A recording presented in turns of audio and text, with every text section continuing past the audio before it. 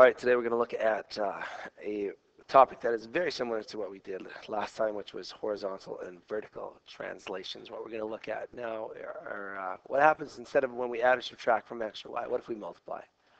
How that's going to change a graph. And so before we look at this question that you see up there, I want to just look at a graphing calculator situation here.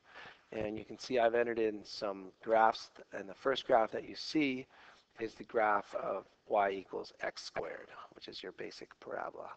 I'm wondering if you can anticipate what's going to happen when I multiply that whole graph by 2. And when you graph that, you can see the green graph is that second graph, and it grows faster. It's become narrower. It has been stretched out.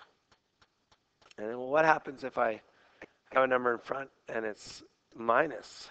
I'm just going to change that a little bit and get rid of that 3, get rid of that plus 1.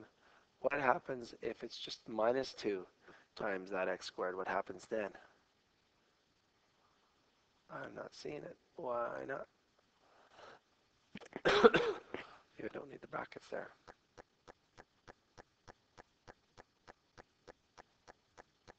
No, it's because I didn't put the I on. Okay, there's the blue one. You can see what has happened. It's the same as the green one, but it's upside down. So that minus in front creates a reflection, and you can see it's reflected over the y-axis. So now what happens if I introduce a little bit of a different change here? And I'm going to go minus, whoopsie. What if I have simply that graph where the x is being, I'm going to multiply it actually, sorry, that's the wrong thing. Times it by 2. What happens to the graph then? Well, again, the red's the original, the green is the other. Oh, it's stretched again, it gets tighter. Well, what if I make that a minus 2? I'm just going to put a bracket there, put a bracket there, close that one off. Well, it looks almost the same, doesn't it? But what if I shift it? I'm going to move it to the right by going minus 1 in there. Let's show you that one. So actually, why don't I shift it more? I'll move it over 5. Let's got that. Okay, so the green one is the same graph we just saw, but it's been moved over 5 units. Now, what if I put that minus 2 in there now? You're going to see that that blue graph is on the other side of the y-axis. So a minus sign multiplier with the x ends up reflecting over the y-axis.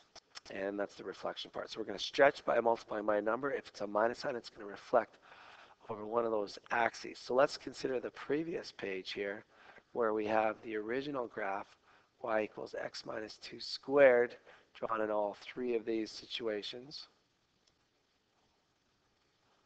And then we have a new graph.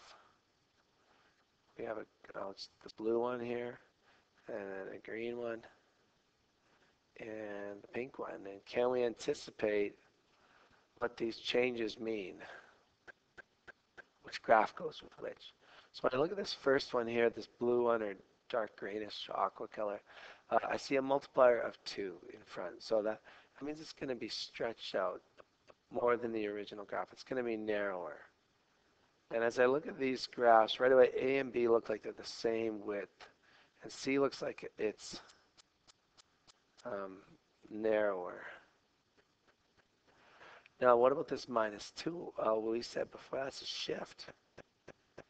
And we talked about a minus 2 is a shift to the right of plus 2.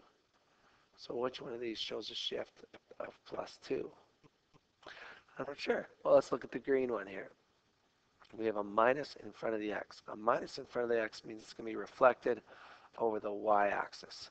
So right away my answer says, well, I'm wondering if this is the answer because this one has the same graph reflected over the y-axis. I said that this one has to be this one because this is the one that's narrower. And then that leaves me with this one where I have a minus sign. Well, that's in front of the whole thing, which means it's reflected over the x-axis. So remember, our original graph was minus 2 already. That's why this one goes here. It has already been shifted over 2 to the right. What about these now, these mappings? if the original graph has been changed, how has it been changed? Well, this one has the minus x, so that will go with the minus x. And this one has the minus y, which will go with the minus y, because it's the whole thing that's minus, the whole y value.